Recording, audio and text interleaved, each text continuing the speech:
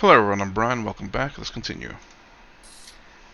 So this is how we look at the states. This is called the mono-basic view of the three states. The waking is the predominant. This is the real. Dream is an imagination. And deep sleep is an unconscious state in which I don't know anything. And then I once again. So it seems as though I'm awake to a real world. And then for a while, this real world disappears to me. And my mind creates a dream world. And even if for the time being, I take it as waking, a real world, when I wake up, that whole imagination is falsified. Oh, it was only a dream, but this is the real. And my sleep was of very little significance. If I could do without it, I would probably give it up because I have so many things to do in my waking state that is just, I wish I could get by with less sleep, but it seems the body needs 7 hours. So this is the common, what's called the waking point of view of the three states. I am awake, I had a dream, I slept, and I woke up.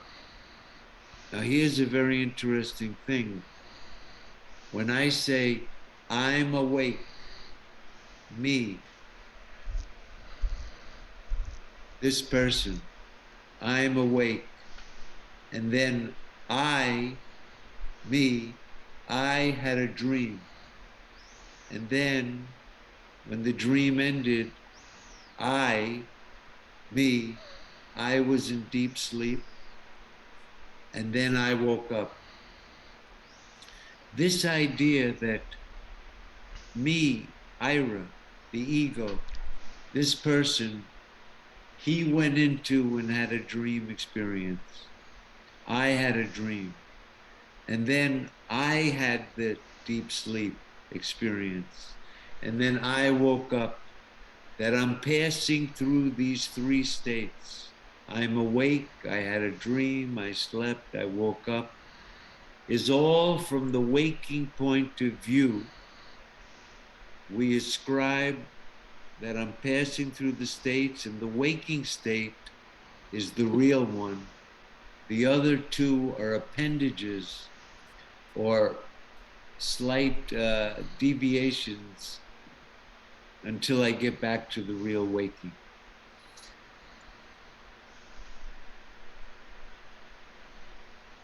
This point of view is absolutely natural to everybody. Everyone thinks this is the real world because I see it, touch it, smell it, and reason tells me it's the real world.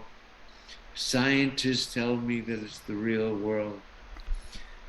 Everything tells me that it's real. So this is all from and the dream, I say, is false. The waking is real. The dream and the dream world that was appearing during that time was just an imagination. It had no reality. When the dream ended, nothing in that dream world, continued anywhere. As soon as the waking appeared, the dream was canceled. And along with the dream, it has to be accepted that whatever was appearing in that dream is also not existing anymore. It was only a dream. It really, none of the things that were appearing there truly existed. But the things that are appearing in my waking, this is the real world. And this is our conviction. It's natural. This is universal experience. I'm awake, I had a dream, I slept.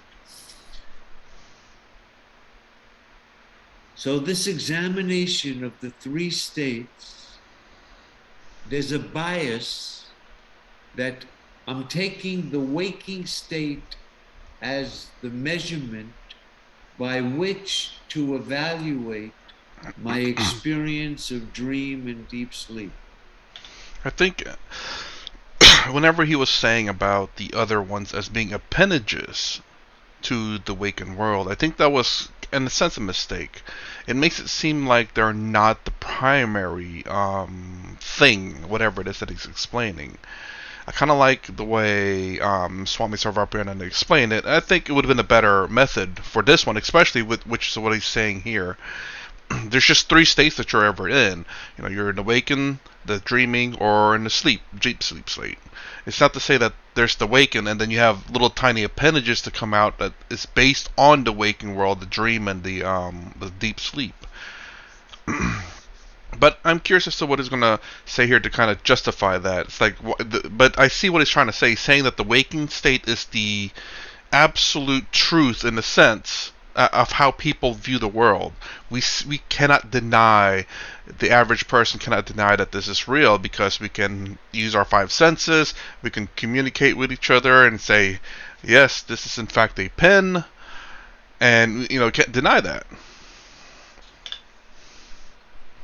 Well, this unique teaching of Vedanta asks us to give up this bias and to examine what exactly is the experience. What is my experience of my waking state when I'm awake? And what is my actual experience, not how I look at it from the waking point of view, but what was my actual experience when the dream was occurring?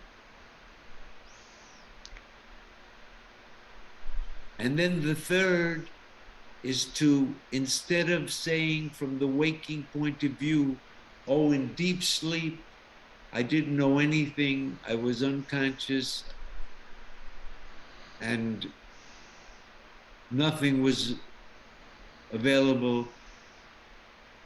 And then I woke up and the real world appeared. Instead of that, what was the actual experience of the deep sleep, your experience at the time that you were experiencing deep sleep? In other words, an unbiased, unprejudiced examination of the actual, of our own experience of what is waking, what is dream, and what is sleep, without any preference for any one state. Each experience should be examined from the point of view of the actual experience of the state. This is not easy to do, but it is quite within the capacity of people if they're willing, just during the teaching part, to say, okay, let me see if I can adopt this viewpoint. Let me see if I can give up my waking prejudice of taking this state as the standard of reality and examine the states independently as they are experienced when they're appearing, not how they're looked at from another point of view. I think I understand what he's trying to get at here. Essentially, is you take each individual state and essentially what is present among all of them. What is the constant factor?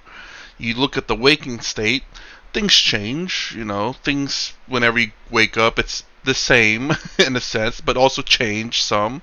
In the waking world, nothing's ever necessarily permanent. Things stay temporarily permanent. or things tend to stay the same a little bit, but they do change. Obviously, like when you wake up, the days change. Some of the leaves may have moved, or birds may have been somewhere else. Then you look at the point of view of the dream itself. The dream's always changing. You have different dreams every night. You're the witness of these dreams. You're the witness of the waking world, and you're the witness of the deep sleep. The everything is changing except for the deep sleep, but everything else is changing. I'm curious as to what he will say in deep sleep, but the whole point is in these three states, the constant is always you. I believe that's what he's trying to point out here. This is called the tri-basic view, or the comprehensive view of human experience, examining waking, dream, and deep sleep experience without any prejudice towards any one state. And based on that examination, to come to the conclusion about what is real and what is unreal, what is apparent and what is reality, what is changing and what is not changing, if anything. This method of examining our own experience and then determining the reality is a unique teaching that every other philosopher is stuck in the waking state. He bases all of his data on his experiences in his waking state, and he tries to philosophize based on that information. Because his examination has not taken in the whole spectrum of human experience without any bias towards any one particular experience, his examination is partial and incomplete and can never bring about conviction about what is the ultimate reality. 10 minutes, Harry. Okay, so obviously this talk was just an introduction to this method of the three states. I'll end it up by saying a couple of things. I'm basing these talks, there may be a few of you, I know Paul and Evelyn was present, that I gave some talks on the Mandukya Upanishad, which deals with waking, dream, and deep sleep and the witness of those states. But here, that was all based on the Upanishads and examining and analyzing what they were saying. But here I'm saying we don't need any Upanishads. This method of the three states is a universal experience. It's not a yogi experience. It has nothing to do with after years of practice, your kundalini came up, and it has nothing to do with retreating to some cave in the Himalayas. This teaching is based on every person's common experience, and therefore is well within the grasp of understanding the import of what is being indicated. I'm going to read something from a book, and this book is called, is it backwards in your screen? No, it's fine. Oh, okay. The Jewel of Intuition. Oh, the Magic Jewel of Intuition. Is that how it reads? Yes. The Magic Jewel of Intuition. So this book, by the way, it's available, and next class I will tell you, for those interested, how you can download the book for free. That it's a big book and it's quite a challenge. It's 580, 600 pages. So I don't know. I'm going to try to summarize the essence of this book in the next class. So we'll see how that goes. Maybe not. We'll see what people are thinking. I'm going to just read, and I'll end this class today with something that is said in the preface to this book. If I can read it.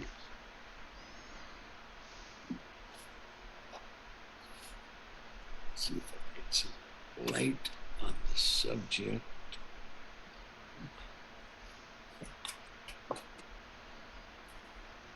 Uh-oh. So while I was doing that, I was trying to look up the Mandukya Upanishads because I'm curious. I want to read a little bit more about those states, even though I understand them. I think I just want to make sure I fully understand them, or more understand them. I guess is the right word. And amazingly, I run into Swami Sarvarpi. Here in this treatise, the tri-basic method that's examining the states not from the point of view of waking.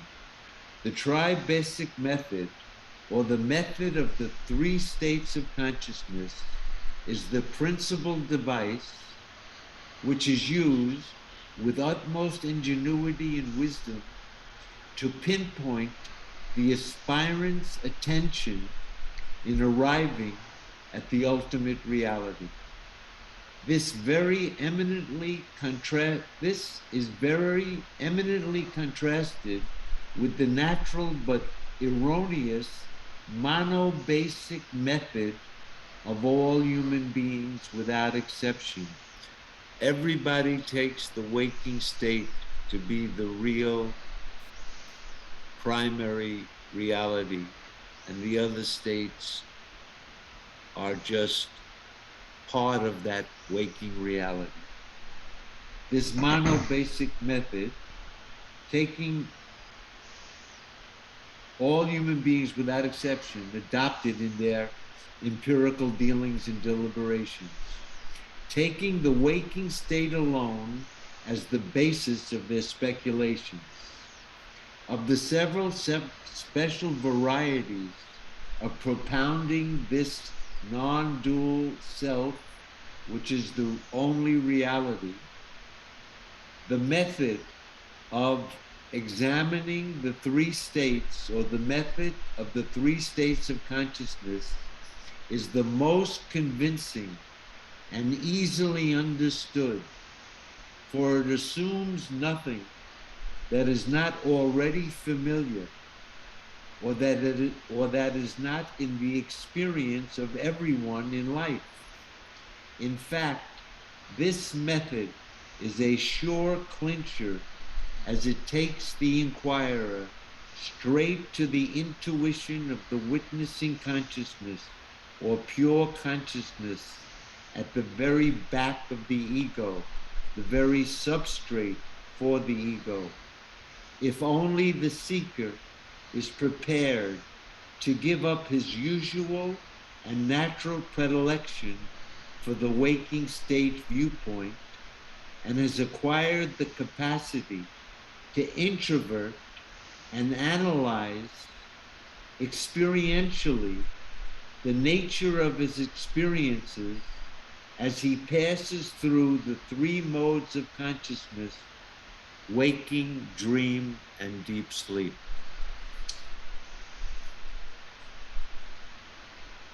This method is totally unique to this Vedantic teaching. In the end, there are no states. There's no waking, there's no dream, and no sleep.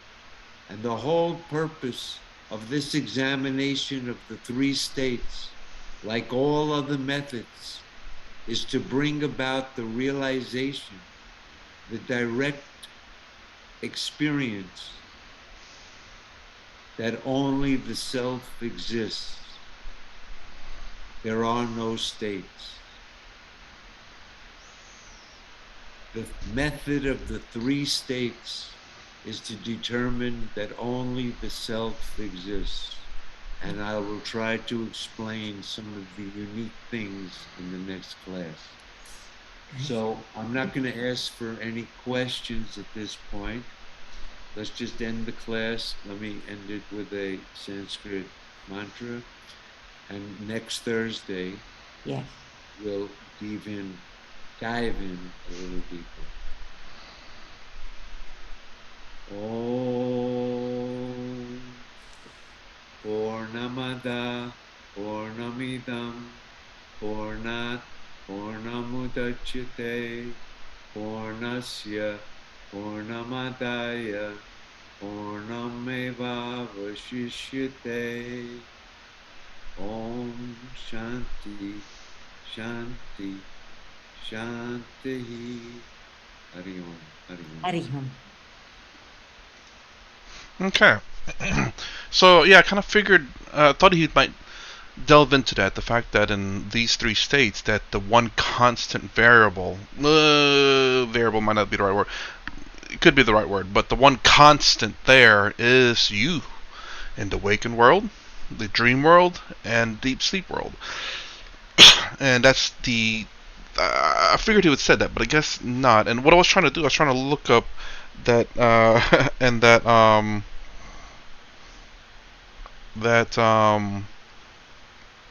the book that he was talking about. See, and I found that. Let's see if it'll show. Probably not because it's crappy. But anyways, it's Mandukya Upanishad. Excuse me, Swami Sarvapriyananda. It's not rated at all. It's a podcast. Vedanta Society of New York is completely free. It has 69 episodes, I guess.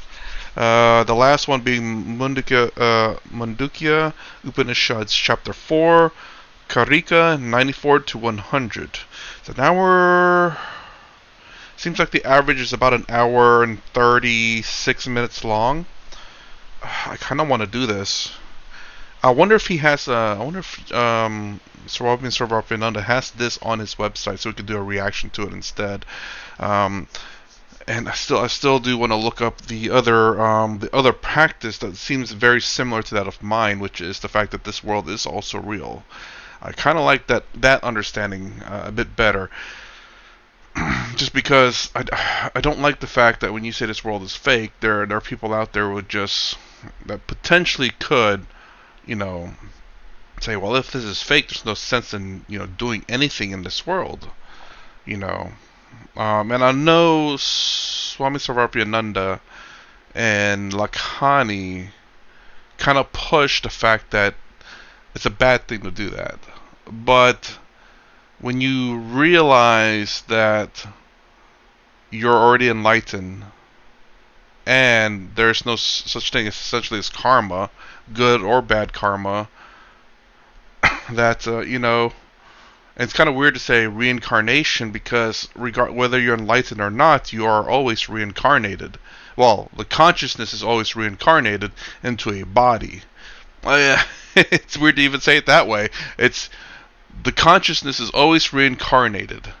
Now, I don't believe in reincarnation even after hearing all this because, now, don't get me wrong, like maybe after so many iterations of the world being reborn or recreated or living so long that maybe this particular structure will be born again and will have the exact same mannerisms as me, thought processes as me, just because of so many years of iteration that eventually I'm going to repeat myself, like that's going to be like millennias of millennias of millennias of millennias to the power of 99 billion, iterations before there's essentially a copy of me that will exist, essentially almost like being reborn even though it's not technically me.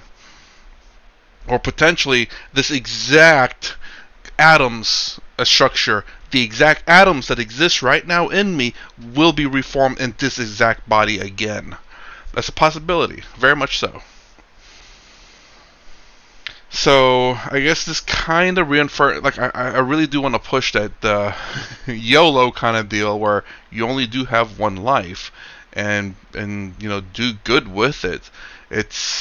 I think it's a lot better to do good than to do bad. I mean, I think inherently a majority of people that by doing good, when you do good, you feel good. And when you do bad, generally speaking, you will feel bad. Now, there's people out there who don't feel that way, and I can completely understand that, and that kind of sucks for them, I guess, because I don't know what makes them feel good then. Because I with work and with just people I hang out with, I tend to like helping them out. Like again, not necessarily financially, but just advice or playing with them, making fun of them in a sense that's joking. And when they come back, I laugh too. It's like, you know what, you're not wrong about that one. Just because it's, if you have one life, just enjoy it the best you can. You know, again, I'm not going to sit here and try to change anyone's points of view on anything, but um, I don't know. When you have one life, when you have something essentially that's rare, you tend to take good care of it because it's the one that you'll only ever get, and there'll be not another one like it. That tends to be a bit more precious than saying, oh well, if you destroy that, you'll just get another one. It's like, okay, so I can keep destroying it, and I just keep getting more and more of it. Then away, it's then becomes not really useful. But anyways, um, so yeah, I guess I got to look up Swami here to see if it has this video on there, or maybe try to find a way to incorporate this into my life as well. I tend to like listening to things in my car drive, except for like I don't like, for some weird reason, I don't like to listen to music. I think because I have a limited music, and I've listened to it all already. I'm bored of it. Anyways, I talk a little bit too much, so the next video will not be of him, but I will get his next video up and running. I can't. It's part 1 of 3, so this is totally 4 parts. The introduction, then 1, 2, and 3. And let's hear what he has to say about the 3 states. So anyways, that's my reaction to this. If you like my content, please consider subscribing, thumbs up the sound down below. Thanks for watching. I will see you in the next vid.